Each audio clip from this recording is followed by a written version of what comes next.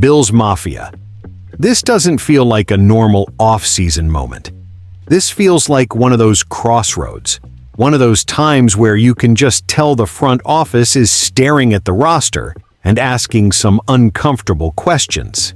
Because on one side, there's a situation on offense that quietly got messy, and on the other side, there's a defensive possibility that could completely change how this team looks moving forward. And what's wild is that these two things, they're connected by timing, by pressure, by the fact that the Bills are clearly not satisfied with standing still anymore. Something happened behind the scenes that tells you the patience might be wearing thin. And at the same time, something else just became real. Not a rumor, not a fantasy, but an actual price tag. And once that happens, you can't unsee it. As a fan, that's exciting. But it's also a little scary. Because moves like this say a lot about where the team thinks it is right now. Are we pushing all the chips in? Are we correcting past mistakes? Or are we about to make a decision that defines the next few years? We're going to break it all down, piece by piece.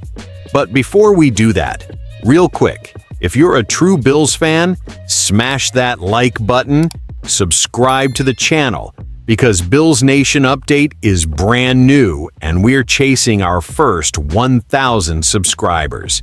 If you live and die with this team like I do, you're in the right place. Alright, so let's get into this, because this one is messy, and it hits way closer to home than I think a lot of fans expected. According to a trade idea floated by Bleacher Report's Alex Ballantyne, the Bills could potentially send Keon Coleman and a 2026 fifth-round pick to the San Francisco 49ers in exchange for Brandon Ayuk. And before you even react emotionally, yeah, I know, I did too. Let's slow this down and really understand why this is even being talked about. First off, this isn't just some random Madden trade. There's context on both sides. On the 49ers end, Brandon Ayuk's situation has gotten complicated. San Francisco reportedly voided his 2026 guarantees after a rift developed between Ayuk and the team over his rehab process from a torn ACL that forced him to miss the entire 2024 season. That's a big deal. When guarantees get voided, that's not just business. That's a relationship problem. It creates a "we might be done here" vibe. And it opens the door for teams to try to get a proven receiver for less than market value. And that's where the Bills come in. Because on the Bills' side, the Keon Coleman situation hasn't gone the way anyone hoped. And let's be real, this part hurts. Coleman was an early second-round pick in 2024, and the expectation was that he'd grow into a major piece of this offense. Instead, the relationship between Coleman and the team has reportedly soured, to the point where the Bills benched him this season for professionalism issues. That's not just about performance. That's trust. That's culture. And once you get to that point, it's really hard to put the toothpaste back in the tube. So when Ballantyne says both players could use a change of scenery, that actually tracks. Coleman might benefit from a fresh start, and San Francisco might believe Kyle Shanahan can get him back on the right track. Meanwhile, the Bills would be betting on a much more established resume. Because let's talk about Brandon Ayuk, the player. Yes, 2024 was rough. He only had 374 receiving yards, and he didn't play all season, so rust is absolutely a concern. That's not something you just ignore. But you also can't ignore the fact that before the injury, Ayuk had back-to-back 1,000-yard seasons in 2022 and 2023. That matters.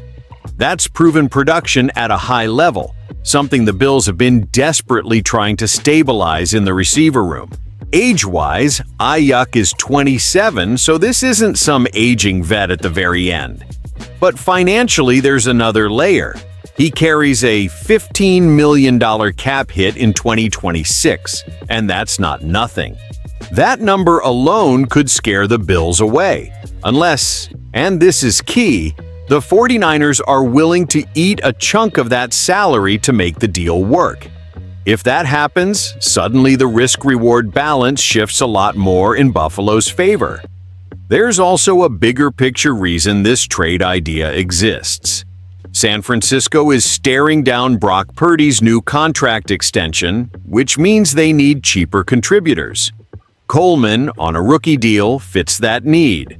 The Bills, on the other hand, are trying to keep pace in the AFC, especially with teams like the Patriots reloading, and adding a high-caliber receiver at a discount could be seen as a necessary swing. And let's not sugarcoat it. The article straight up says Coleman has proven that he is not the answer.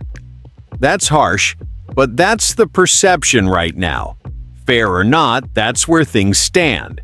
So, when you step back, this really does look like a classic change of scenery swap. Risk on both sides, questions everywhere, but also the potential for a win-win if things break right. Now here's the thing, Bills Mafia.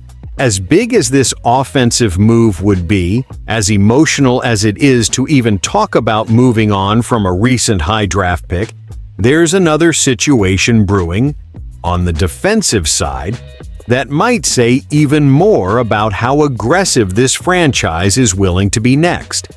Because the Bills didn't just hear a rumor, they heard a price. And once you know the price, the conversation changes completely. Now let's talk about the other side of this. And honestly, this one might be even more telling about where the Bills are headed. Because while the receiver talk is about fixing something that hasn't worked, this next situation is about whether the Bills are willing to take a big swing to change the identity of the team. First, the backdrop matters here. The Bills we're used to? That version is gone. By 2026, this team is going to look very different. Yes, Josh Allen will still be under center, and everything still revolves around him. But almost everything else has shifted. After 9 seasons, Sean McDermott was fired following yet another brutal playoff loss, this time to the Denver Broncos, a team that hadn't even won a playoff game in 10 years. That loss was the breaking point. So now we're in a new era. Joe Brady is the new head coach. Jim Leonhard steps in as defensive coordinator. Pete Carmichael Jr. takes over the offense. New voices, new philosophies. And with that comes the reality that the roster needs to change too. One of the biggest needs? A top-tier edge rusher. And this is where things get interesting. A name that a lot of people didn't expect to actually be realistic has entered the conversation. T.J. Watt from the Pittsburgh Steelers. Now, the reason this is even possible is because of what's happening in Pittsburgh. With Mike Tomlin stepping down, the Steelers are in transition, and whenever that happens, even franchise icons can suddenly become available. For a while, the biggest question wasn't if Watt could be traded, it was what would it cost. And now, we finally have an answer. On 93.7 The Fan in Pittsburgh, Steelers insider Ray Fittipaldo dropped a bombshell. According to him, the most the Steelers could likely get in a trade for T.J. Watt this offseason is a second-round pick. That's it. Not a first, not a package of premium picks, a second-rounder. That completely changes the conversation. Now, let's be clear. This doesn't mean Watt is washed. He's not. But he's also not the same unstoppable force he once was. After putting up 19 sacks in 2023, he's totaled 18. 5 sacks combined over the last 2 seasons. Still productive, still dangerous, but not quite at that peak game wrecker every single week level anymore.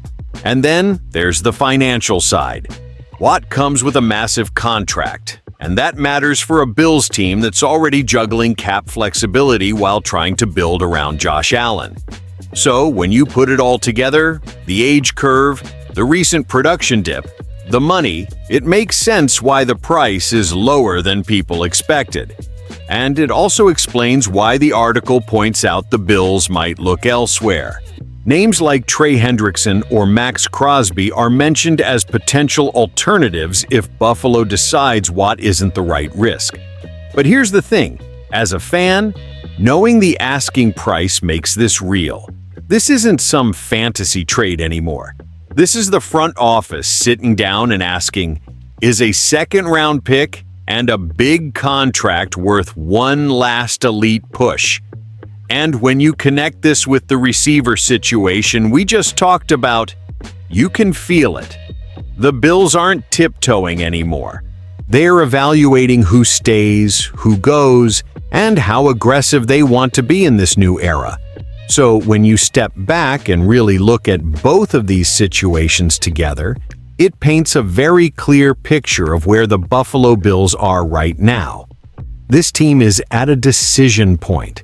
On one side, you've got the offense, a young receiver who was supposed to be part of the future, but instead became a question mark, not just on the field, but behind the scenes. And the fact that trade ideas like that are even being discussed tells you something important. The Bills are no longer waiting around hoping potential turns into production. They want answers. Now, on the other side, you've got the defense. A franchise that just went through massive leadership changes, looking at whether it's worth paying real money and real draft capital for one more elite push. Not a rebuild move, not a long-term project, a win-now decision. And that's the key word here. Now. Both stories scream urgency. They tell you the Bills believe their window is still open, but they also know it won't stay open forever. Josh Allen is in his prime. The coaching staff has been reset, and this front office is clearly willing to consider uncomfortable moves if it means raising the ceiling of this team. Is it risky? Absolutely. Moving on from a recent high draft pick is risky. Betting on a veteran who may not be at his peak anymore is risky. Taking on contracts, reshaping the locker room, changing identities, none of that is safe. But playing it safe hasn't gotten Buffalo where it wants to go either. So as a fan, I don't see these as isolated rumors. I see them as signals.